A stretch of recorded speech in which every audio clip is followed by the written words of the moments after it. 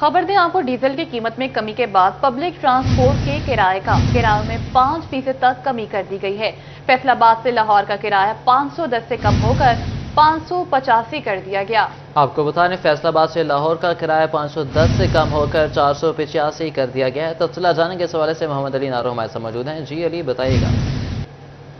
Diesel की कीमत में कमी के बाद बी क्लास बसों के किराए भी कम कर दिए गए हैं। 5% तक किराए कम किए गए हैं। मजमूई तौर पर अगर बात कर ली जाए तो 5 रुपये से लेकर 70 रुपये तक जो बसों के किराए हैं वो कम कर दिए गए हैं। अगर रेट लिस्ट का जायजा लिया जाए तो लाहौर का जो अब किराया है 510 से कम करके 485, शेखुपुरा का 395 से 375 और इसी तरह जो शाहकोट है 135 से 130, खुड़ियावाला 80 से 75 और सियालकोट का किराया 880 से 840 रुपये किया गया है सरकारी निर्खनामों के मुताबिक। और जो मजीद दूसरे शहर हैं उनमें भी किराए कम किए गए हैं। मुसाफिर साथ मौजूद हैं, इनसे भी बात कर लेते हैं। जनाब, क्या किए गए हैं? 5% तक किराए कम किए गए हैं। 12 रुपये के लगभग जो डीजल है वो सस्ता हुआ है, क्या कहेंगे? जी, डीजल की जो कीमत है 12 रुपये तक सस्ती हुई है, लेकिन किराए की कीमत में सिर्फ 5% तक कमी की है, जो मामूली 10 से 15 रुपये तक बनता है। 12 रुपये डीजल का मतलब है कि बहुत बड़ी मकदार में सस्ता हुआ है डीजल।